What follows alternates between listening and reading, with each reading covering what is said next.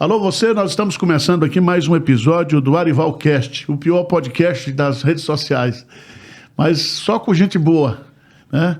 E eu queria me apresentar, você já sabe, eu sou Arival Dias Casimiro, pastor aqui da Igreja Presbiteriana de Pinheiros, já há 29 anos, e responsável aqui por esse podcast.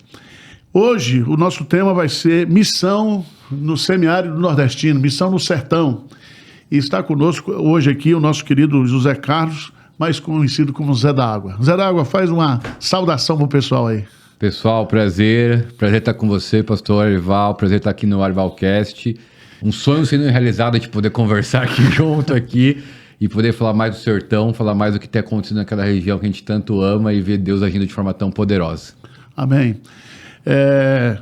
Entre os dias 15 e 17 de maio, agora, na próxima semana, acontecerá aqui o nosso 14º Congresso de Plantação e Revitalização de Igrejas. Vai ser aqui na Igreja Presbiteriana de Pinheiros. E eu gostaria que você viesse participar conosco, porque nós trataremos justamente sobre esse tema, compaixão, o motivo da missão. E o Zé não vai poder estar aqui porque ele tem um compromisso internacional, mas outros parceiros nossos, pessoal que está trabalhando no sertão, trabalhando na Cracolândia, trabalhando com autista, trabalhando com capelania, com pequenos grupos, cuidando de gente. Então, esse vai ser o nosso tema, se Deus quiser. Começa no próximo dia 15, quinta-feira, vai de quinta até sábado o nosso congresso aqui na IPP. Antes da gente entrar, eu queria falar sobre os nossos patrocinadores. E o nosso principal patrocinador é a Rivest.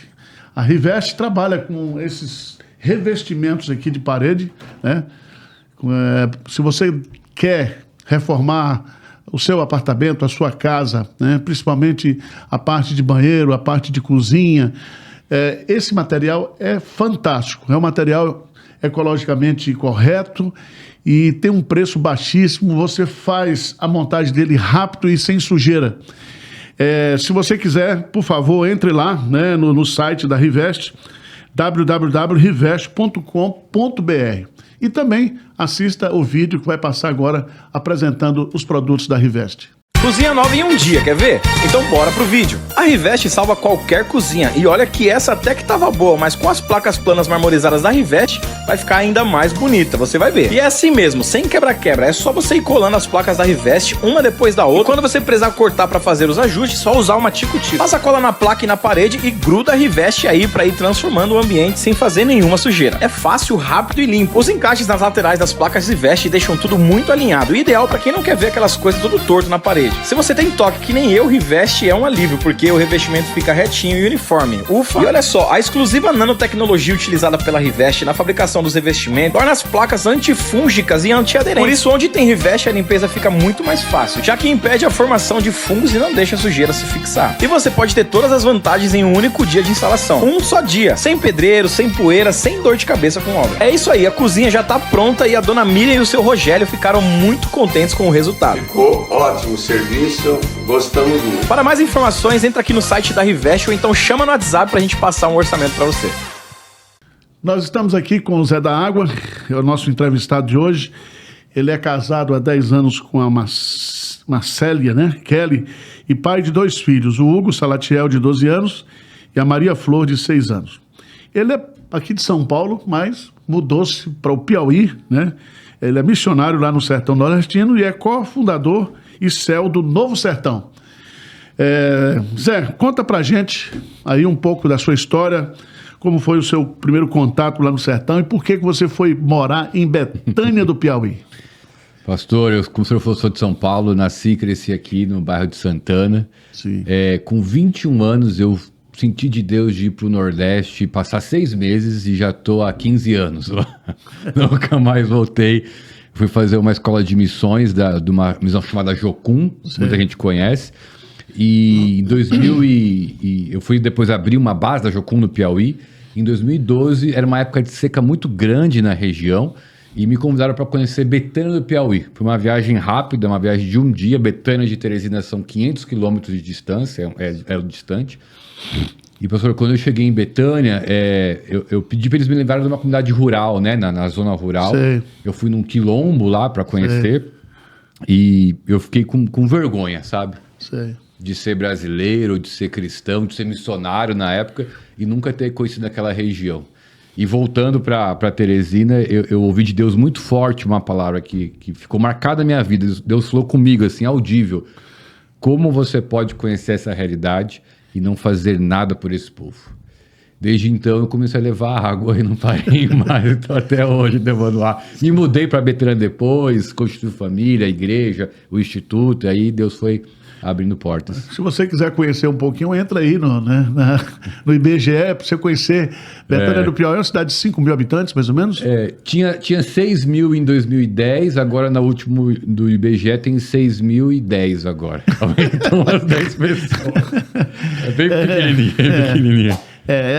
Eu tive a experiência há uns 6 anos atrás também de percorrer toda a região junto com o pessoal da AMES. Sim. E foi numa comunidade dessa de quilombolas, né?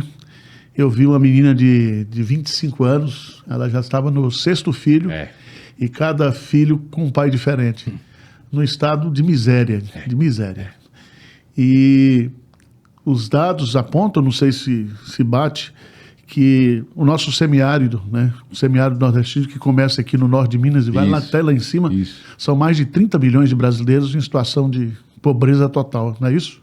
Infelizmente, pastor, hoje os maiores índices de pobreza, analfabetismo e insegurança alimentar estão concentrados no semiárido, né? Então, quando você pega os maiores níveis, está sempre no semiárido das comunidades.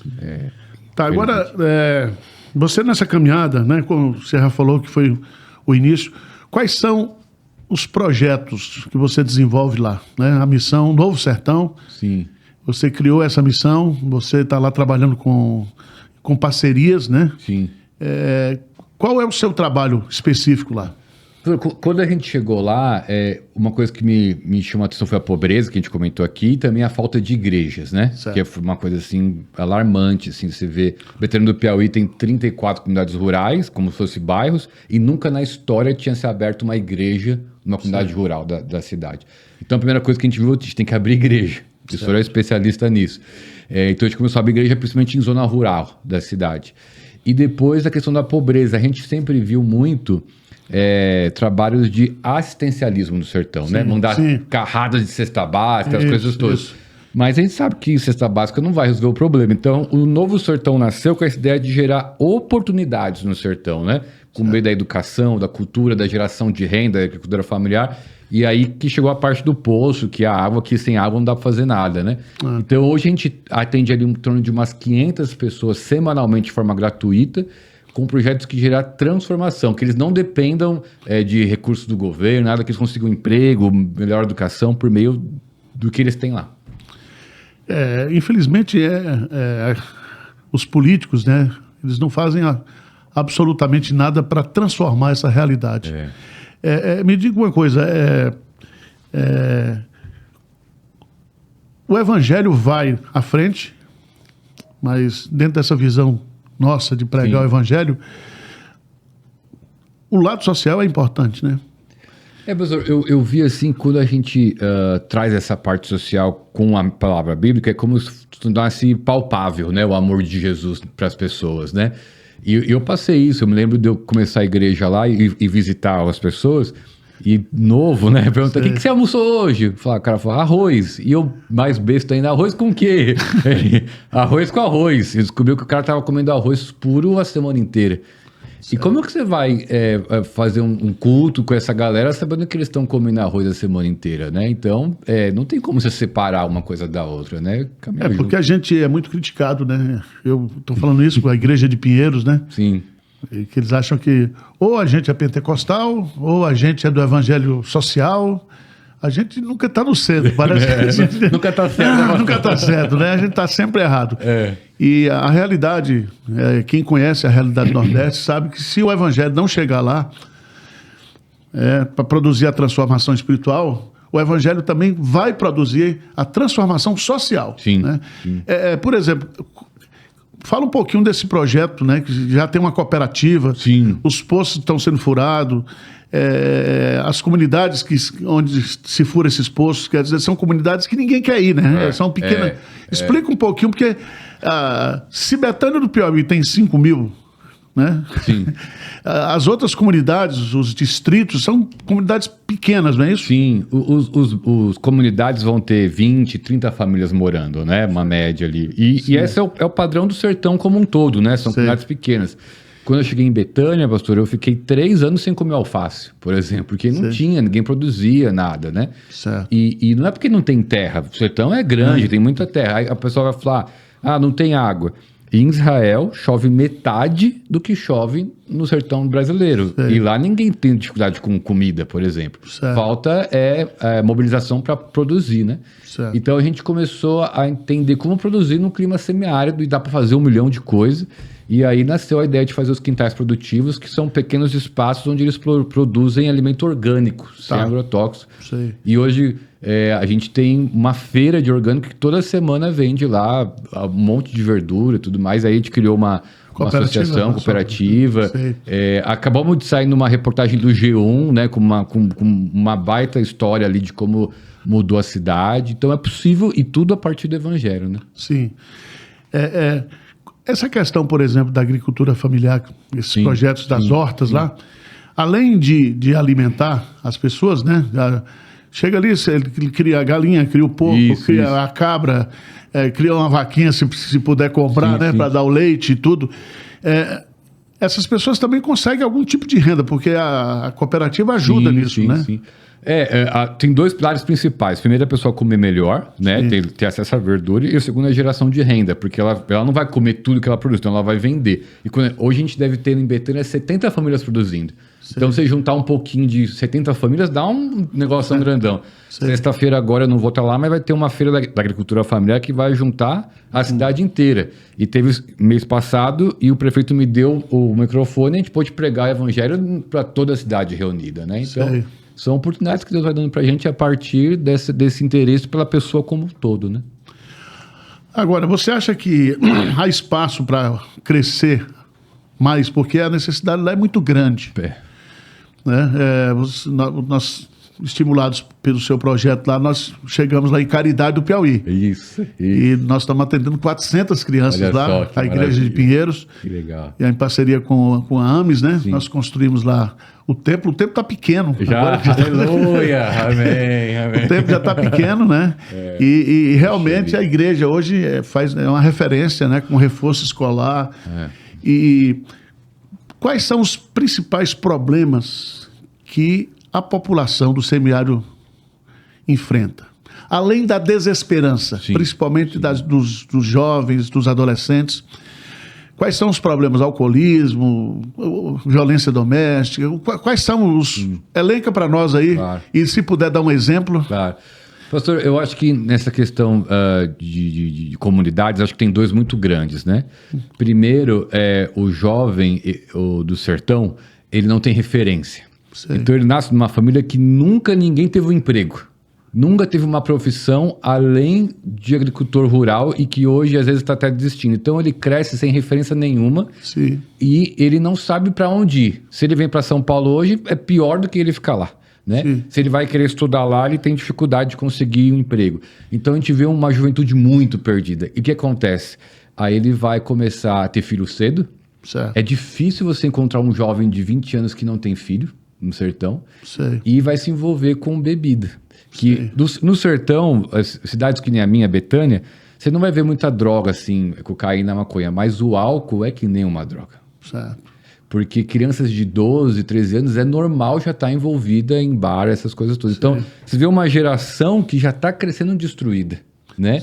E que os pais, que deveriam ser exemplo, não tem pulso nenhum.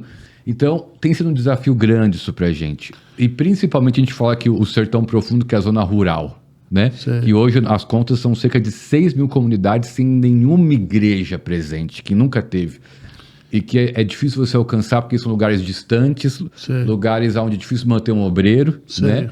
E você vai ter uma igreja que não vai conseguir se autossustentar, porque é um lugar muito pobre.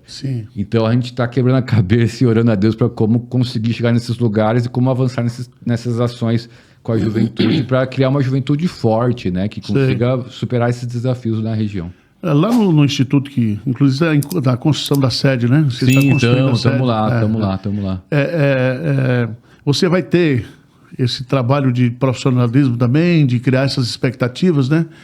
Porque hoje também com a questão da internet, Sim. né? Lá também tem a possibilidade muito grande de montar aquelas ilhas de energia solar. Isso. Isso pode mudar a realidade? A gente acabou de terminar um curso lá, pastor, em parceria com a Shopee, aquele aplicativo lá, e com outras empresas, que os melhores alunos, 2 já foram empregados. Estão sendo empregados agora, nessa semana aqui, né? Então eu acho que uma coisa que no sertão precisa mais é chamada inovação. A gente precisa trazer coisa nova para o sertão, né? Não ficar sempre na mesma coisa. Então, é possível sim, a gente está construindo o Instituto, vou até falar com os parceiros aqui que a gente precisa de revestimento para as áreas lá do Instituto, mas é um dos nossos pilares, é gerar oportunidade para essa galera, né? Gente, você que está assistindo aí, né? Você que não conhece, né, o sertão, o semiárido nordestino, nós temos aí mais de 30 milhões de pessoas numa situação de miséria e muitas vezes as grandes capitais do Nordeste, elas têm um padrão de vida, mas elas estão olhando para o mar e de costas para o sertão. Né? E as igrejas, quantas igrejas aí poderiam estar investindo na perfuração de poços, envolvendo nessa questão de tecnologia também. Você que é empresário, né? Aqui, principalmente no sudeste do Brasil, no sul do Brasil, você tem aí um campo missionário muito grande para você se envolver. Né? Nós temos o Instituto, né, Novo Sertão, nós temos também o Instituto AMES, né, Água Viva, e nós temos a Junta Missionária de Pinheiros, que nós somos parceiros. Né? A gente capta os recursos aqui, né? Já são mais de 300 poços furados aí nesses últimos anos, e tem transformado, né, mudado a situação da população. Uma das coisas que eu acho que precisaria para o pessoal, que aí o Evangelho traz, né, essa questão da esperança. Sim. Né? Sim. Da expectativa, da esperança. Isso aí, como é que você vê isso lá? Como é que você trabalha? Porque às vezes o cara, não, ele é preguiçoso, né? O sertanejo é preguiçoso. Sim. O sertanejo ele não é preguiçoso, ele não tem oportunidade, ele precisaria que alguém fosse lá, né? Sim. O Luciano, o Juliano Som também faz um trabalho também com a missão dele. Sim. Levando esperança. O que você acha? Fala um pouco sobre, porque você mora lá, você convive, você tem o... Pode dar um feedback pra gente. Eu acho que essa questão que o sertanejo é preguiçoso é uma das maiores falácias que existe, né? Sei. Por exemplo, esse ano choveu muito pouco lá. Esse ano choveu, na minha região, deve ter chovido 3 dias. O ano inteiro. E só vai chover agora no final do ano, dezembro. Sim. Eles plantaram. 90% perdeu. Diz se alguém deles está falando que não vai mais plantar. Eles já estão preparando a terra para plantar no final do ano para o ano que vem. Certo. Se é pessoa de outro lugar, ele deixa tudo lá, vai embora e vai para outro lugar. Sim. Então é um povo extremamente trabalhador. Mas como o senhor falou, eles precisam realmente desse olhar de esperança que só o Evangelho traz. Porque o sertanejo está muito acostumado a fazer de um jeito só as coisas. E essa questão de você trazer novas ideias, trazer uma nova mentalidade para eles, é uma coisa que muda muito. E o Evangelho faz muito isso em todas as áreas da vida dele, né? Não é só na área religiosa, mas em todas as áreas da vida dele. Então, quando o sertanejo vira crente, assim, um rapaz, ele tem um poder para fazer qualquer coisa do mundo. Quais são as ferramentas que você tem usado, por exemplo, para produzir essa transformação? Eu vejo lá a escola de balé, a parte, né? A escola de balé lá em Acauã, que essa escola tirou. Conta um pouquinho dessa experiência lá de Acauã, porque era um índice de suicídio, um índice de prostituição infantil. E como é que foi que houve essa transformação? Eu sei que você está envolvido lá com o Rames. Claro, Acauã, o Wellington, o pastor Wellington, parceirão nosso. A gente tem um desafio também no sertão, que muitas cidades ficam na BR e tem um grau alto de prostituição infantil, né? Cidades que ficam na BR, que é o caso de Acauã, que era conhecida como uma das cidades com maior índice de suicídio do Brasil, né? E por meio do Instituto Água Viva, até um trabalho que teve antes com outros pastores, por meio da cultura, do balé, hoje eles têm uma equipe que ganha prêmio nas capitais por meio do balé, é incrível, é maravilhoso. E a gente... aquele projeto de escola de futebol também? Escola de futebol. Você vê, né, pastor? A gente, como a Cauã também tem, em Betânia do Piauí, a gente começou um projeto chamado Fute Sertão, que é a linha futebol com educação. Fute Sertão. Sei. Foi a primeira escola de esporte na história da cidade. Sei. Agora, se você abrir uma escola de futebol em São Paulo, quantas escolas de futebol não tem aqui? E lá foi a primeira vez na história da cidade que teve uma escola de futebol que funciona até hoje e que os alunos, se repetir de ano, eles não participam e tal. Então, a gente tem um índice de passar de anos altíssimo, porque a galera por meio do esporte. Então, essa parte cultural, esportiva, ajuda demais a eles terem o quê? Esperança. Olhar e falar assim, cara, vale a pena me esforçar, né? Você tocou essa questão da inovação, da tecnologia, né? Porque hoje seria muito difícil você convidar um empresário de São Paulo para botar uma indústria lá em Alcauã. Sim. Mas se você treinar esses meninos lá nessa área de tecnologia, que não exige o presencial, né? Sim. Você acha que isso é uma coisa interessante? Você acha que projetos dessa maneira, porque os municípios são municípios pequenos, eles vivem da renda do governo, né? Tem repasse do governo e a prefeitura é o maior cabo de emprego ali, a prefeitura, né? É a prefeitura. E tem os aposentados. Sim. E tem o negócio do chamado Bolsa Família. Isso, na sua visão, essa Bolsa Família lá, tem ajudado as pessoas lá? Pastor, eu acho que o Bolsa Família pode ser até polêmico, aí depois faz um corte, aí não sei. Mas eu acho que o Bolsa Família é bom, mas ele parou no meio do caminho. Ele devia ter uma continuidade para gerar empreendedorismo na região e não a pessoa depender o resto da vida daquilo. Então, para quem está na extrema miséria, ter um recurso para comprar alimento é ótimo, sem dúvida, mas ele ficar com aquilo o resto da vida e não ter uma porta de saída definida, eu acho que é aí que falha o projeto, né? E como o senhor falou, inovação, tecnologia, é incrível, cara, porque assim... Se você for no sertão, você foi recentemente, todo mundo tem celular hoje. Todo mundo sabe mexer no WhatsApp, no Facebook. Mas eu fui contratar um pessoal para trabalhar no instituto, ele não sabia mandar um e-mail. Nunca tinha mandado e-mail na vida. Mas dá um Facebook para ele mexer se ele não sabe mexer. Então eu acho que é canalizar essa tecnologia para coisas produtivas, que eu acho que é o que está faltando hoje.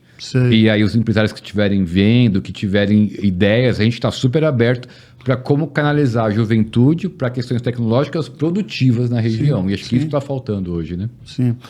E parece-me, né, que não existe nenhum tipo de política pública voltada para mudar essa transformação, né?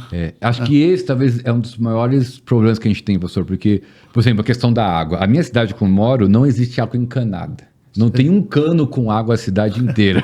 Não existe. A gente depende exclusivamente de caminhão-pipa. Então, quando eu preciso de água em casa, eu tenho que ligar para um cara com caminhão-pipa, ele vai numa barragem, pega um caminhão, vai na minha casa e despeja numa cisterna. É a opção mais cara, mais poluidora e mais, assim, difícil de se fazer. E faz décadas que o governo tem o chamado de Operação Pipa, né, para abastecer o sertão. E não resolve o problema. Agora, imagina quanto dinheiro que ele já gastou fazendo isso e puder resolver o problema. E se a gente fizesse um projeto piloto, por exemplo, lá em Betânia mesmo? Sim.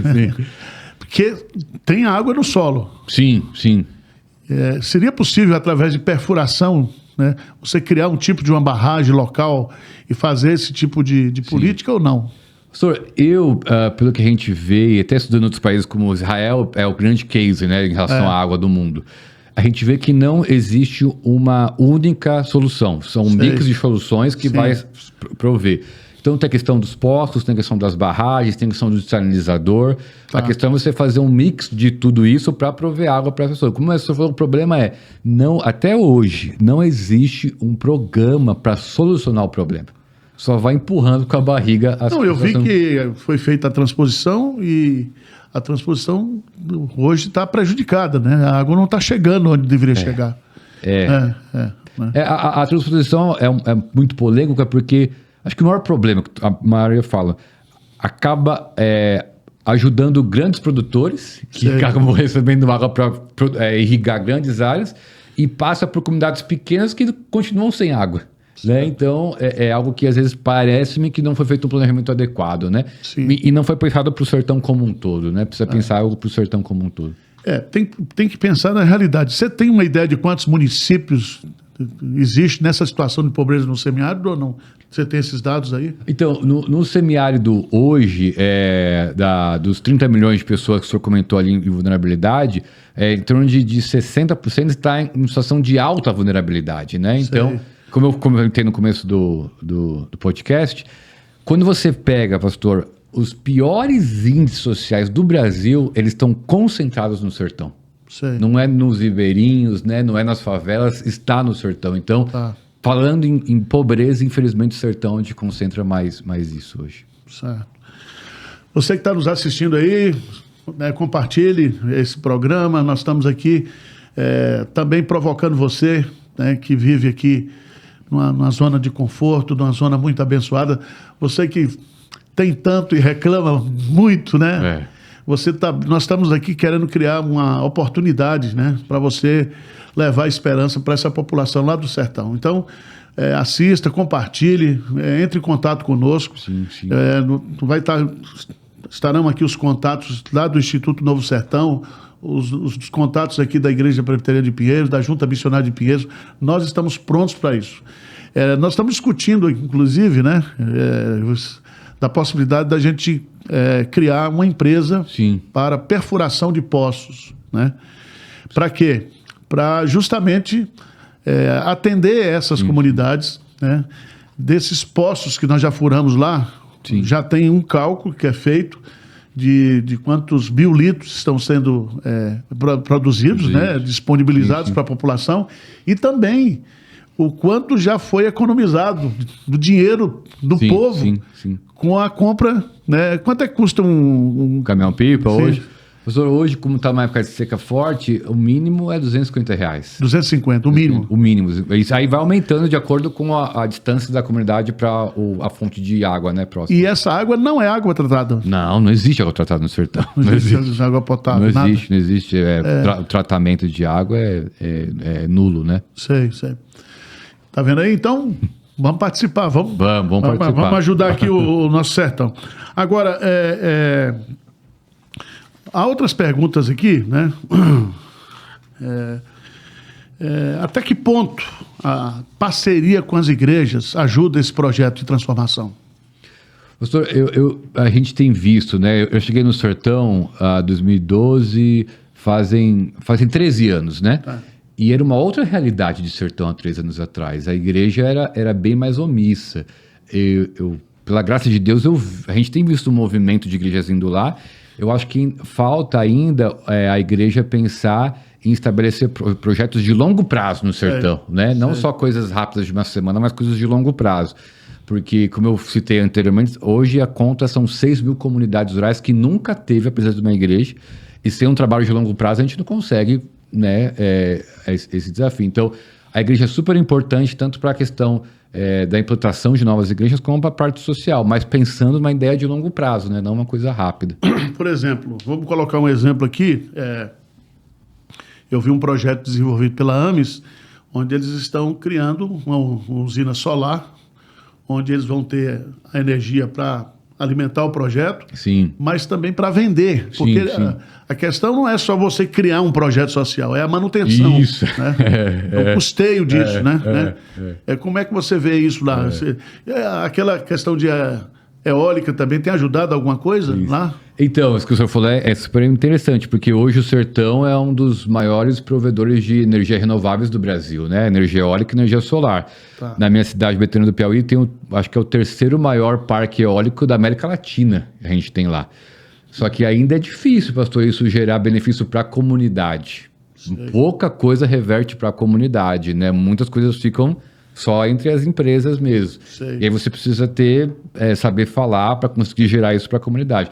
Mas o senhor falou de geração de renda para o projeto, o gargalo de muita gente, porque criar um projeto é fácil. Manter o projeto, aí que está o problema, né? Certo. E aí essa questão de energia renovável hoje explodiu no sertão, né? Tanto a solar como a eólica, está muito forte mesmo.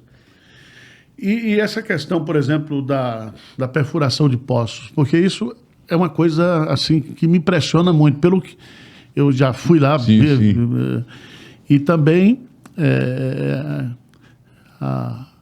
a possibilidade que a gente tem, né, a facilidade que a gente tem, que é um ou 2 dias você perfura um poço, né? Em uma semana você equipa tudo. Sim. E ali você vai ter água. Eu me emocionei com um poço que foi furado lá na Paraíba, né? E um senhor de quase 70 anos, ele nunca tinha tomado banho num chuveiro, Olha né? só, não é?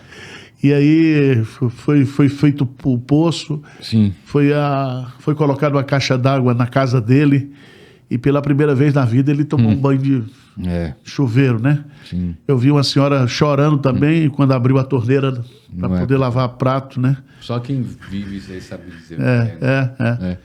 Aí eu fiquei impactado também quando eu estive no sertão da Paraíba, né? E eu me lembro do testemunho de uma família. Sim. É um casal com 3 filhos adolescentes. E esse casal, o pai era alcoólatra e a mãe tinha problema de transtornos mentais. Sim. Né? E a menina, a adolescente, ela ia para a escola e ela não queria voltar para casa. Não queria de jeito nenhum. Ela disse, eu não tinha esperança. Tá. E um dia eu cheguei da escola, encontrei meu pai bêbado na rede, minha mãe louca dentro de casa. Eu fui no oitão da casa lá, ajoelhei, né? E fiz uma oração a Deus, né? Se Deus existe, que Ele traga esperança para mim. Sim. E um mês depois eles foram convidados, a família toda foi num culto na Igreja Batista, culto do amigo. E ali eles ouviram o Evangelho e ali eles foram transformados. Amém, glória a Deus. Glória a Deus. E eu chegando lá, nós fomos visitar essa família, sentado no oitão, assim, e eu falei com eles, e o que falta? O que vocês estão orando aqui? O que a gente podia ajudar? Aí a senhora estava na porta, assim, né? Falou assim, pastor, nós estamos orando aqui há 3 anos, né? Para ter um poço. Aí eu olhei para o pessoal que estava comigo, estava o Zé Rintz, né? Sim. Eu falei, olha, minha irmã, a sua oração vai ser atendida agora. Aleluia. Né? E eu me lembro muito, assim, que na hora mesmo nós andamos lá, o seu Antônio, ele pegou um gancho e começou a verificar onde tinha um veio d'água, aquele negócio todo. Eu sei que 2 meses depois, o poço estava furado e uma quantidade de água, não sei se era 10 mil litros de água por hora. E houve uma transformação, né? E eu vi como uma coisa que para nós aqui é tão comum. Você entra no seu chuveiro aí, tem água quente, água fria. Né? Nunca falta água, você nunca teve esse problema. Então, só indo lá, e nós, né, como cristãos, nós temos essa responsabilidade, né?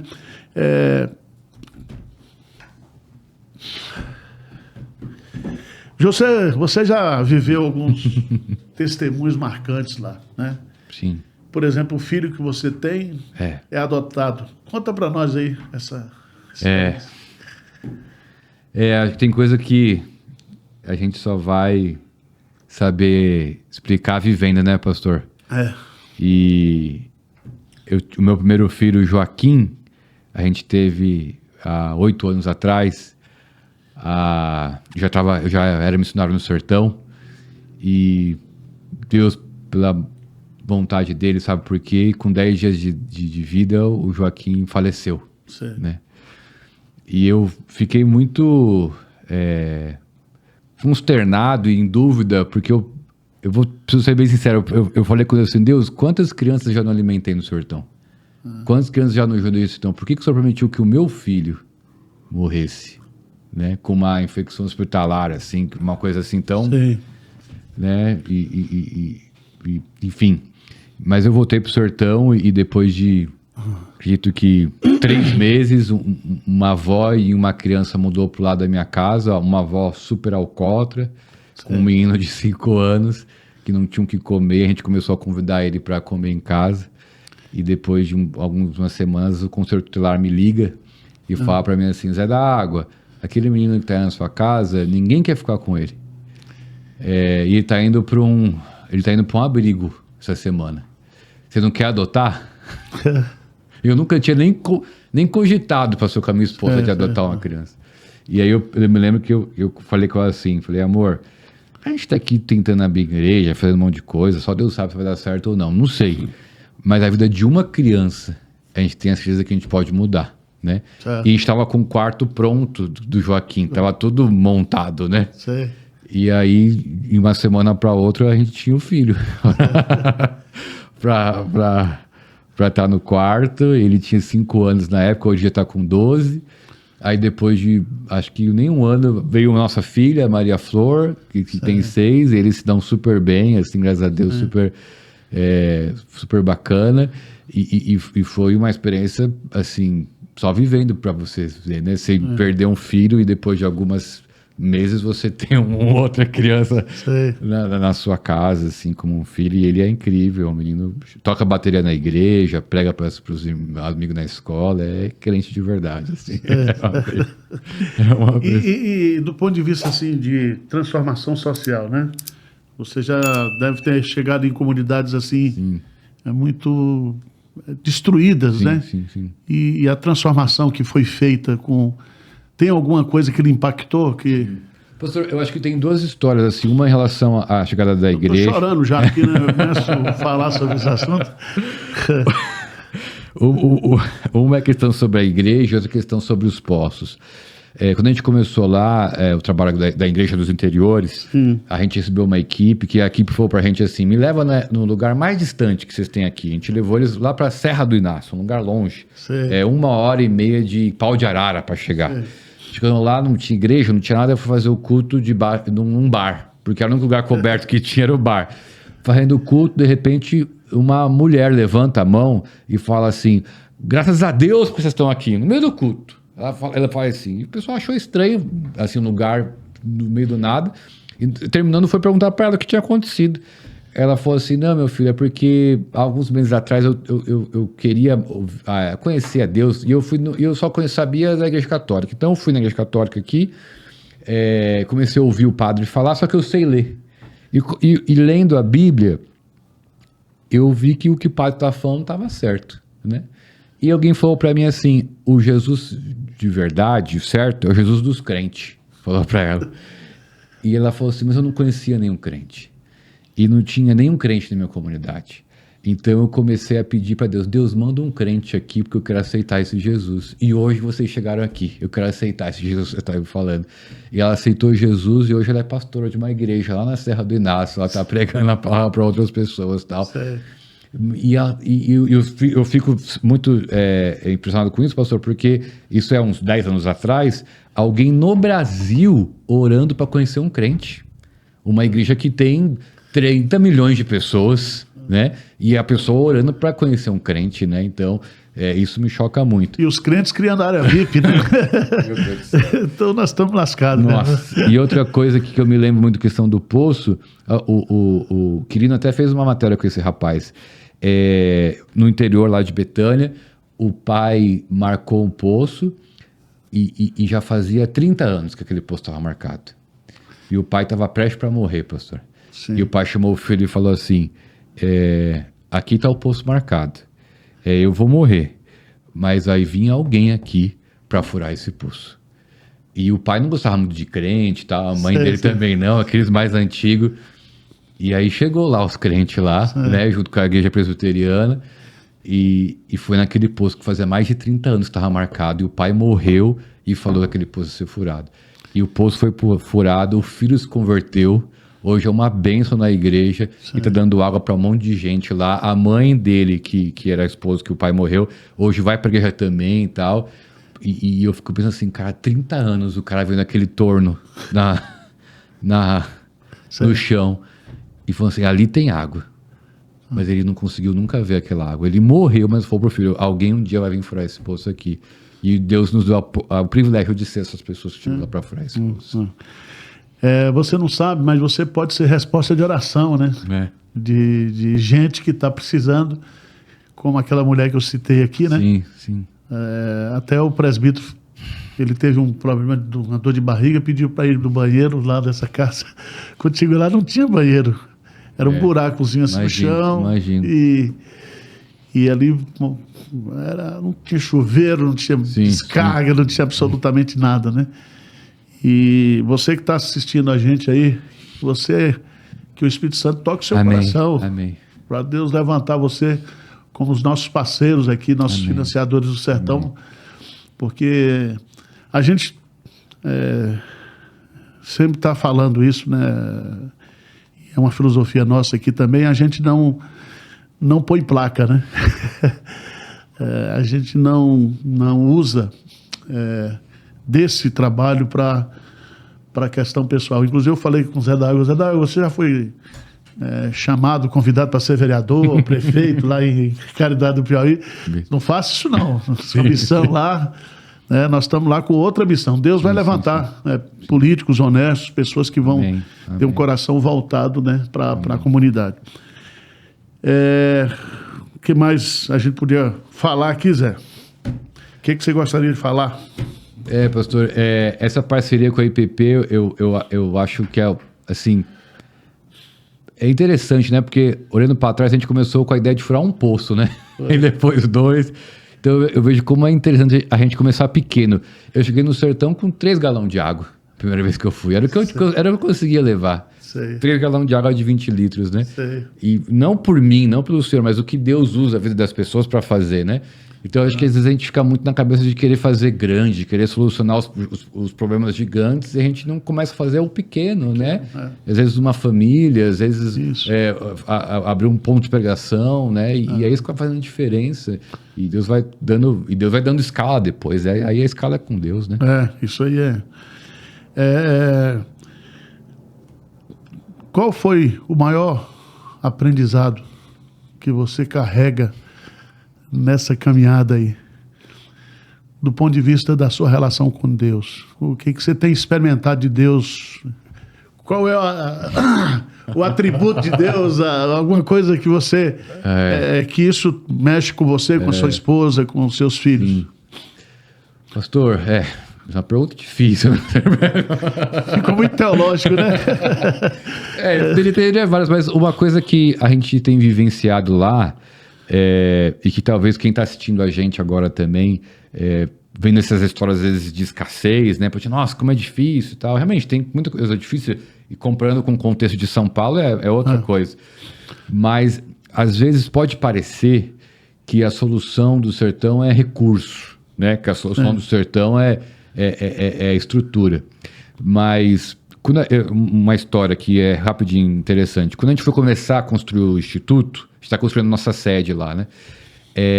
Um programa de televisão muito famoso no Brasil nos chamou para participar de um programa lá para ganhar um recurso. E foi o Luciano Huck. Luciano Huck. Pode falar? Pode falar. Luciano Huck, continua ajudando nós aqui, viu? Pode furar posto no sertão aí, você tem muita audiência. Ele nos chamou assim, pastor, a gente não fez nada. A gente recebeu uma ligação, você quer ir no Huck, tá, para divulgar? Eu fui lá ver o programa, não conhecia, era tudo bem e tal, fui. E eu fui assim, pastor, nossa, olha a porta de Deus. Vamos começar a construir, vamos ganhar o recurso, vai dar tudo certo, aleluia. E fui super animado lá para gravar o programa chamado The Wall lá. E a gente foi gravar e chegamos lá. É um programa que você vai respondendo pergunta e tal, tudo, mas tem meio sorte também. A gente tava com R$150 mil. Tava no finalzinho do programa. E eu lá gravando, eu pensei assim, nossa, olha só, já tô vendo as paredes levantando e tal. Pastor, na última momento do programa lá, uma bolinha caiu errada, a gente perdeu tudo, saiu zerado do programa. Sei. Eu fiquei em choque, eu falei assim, como assim, Deus? Eu vim até aqui, vou aparecer em rede nacional e eu perdi tudo. Eu fiquei muito consternado. E, enfim, a gente não ganhou nada, a gente ganhou 0. Sei. E a gente saiu de lá e depois de um mês a gente começou a construção do Instituto. Foi em 2023 a gente começou, estamos em 2025, faz 1 ano e meio. Pastor, não teve um dia que a obra parou porque não tinha dinheiro. Não tem dinheiro pro cimento. Não teve, nunca parou. E o que Deus me falou? Você não precisa daquilo. Né? Você precisa manter fé e andar em confiança. Então, uma coisa que a gente tem vivenciado muito é que a missão... Isso a gente pode falar, mas a gente tem que viver. A missão é de Deus.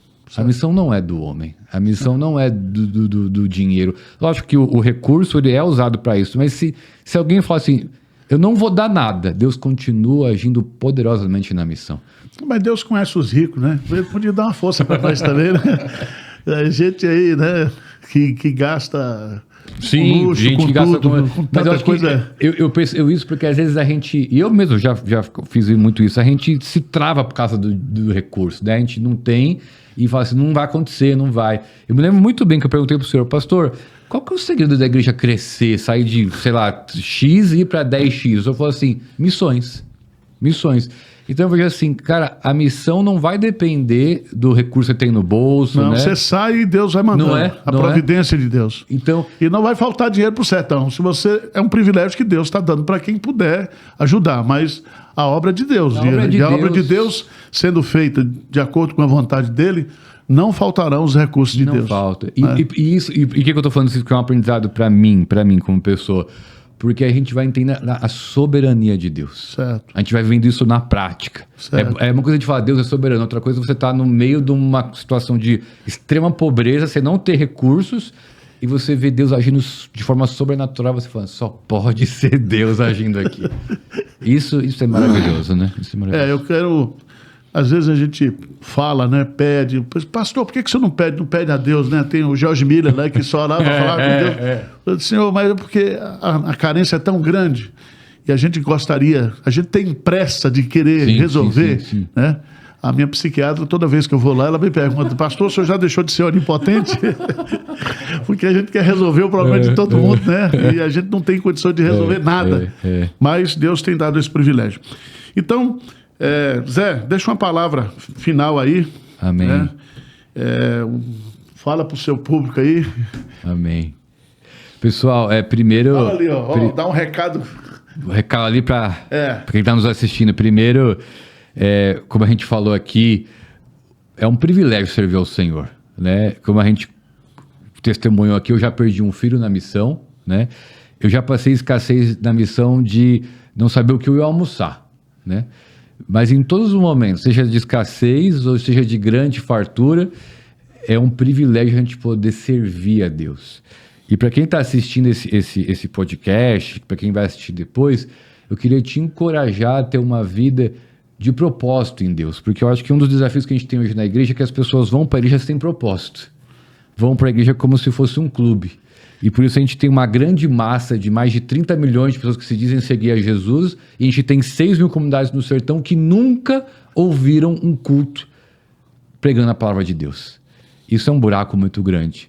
A gente tem as pessoas, a gente tem os recursos, a gente tem a estrutura, falta só a visão missionária. Então eu queria te convidar a orar a Deus para você ter visão missionária, para você deixar ser usado por Deus e seguir os exemplos da Igreja Presbiteriana de Pinheiros, do pastor Arival, conhecer ali o Novo Sertão, Missão Ames, o pessoal de Acauã, de Betânia, de Caridade. São pequenos exemplos que mostram como Deus está agindo e como Deus pode usar a sua vida também. Deixa Deus te usar, meu irmão. A melhor coisa que você pode fazer é quando Deus te usa.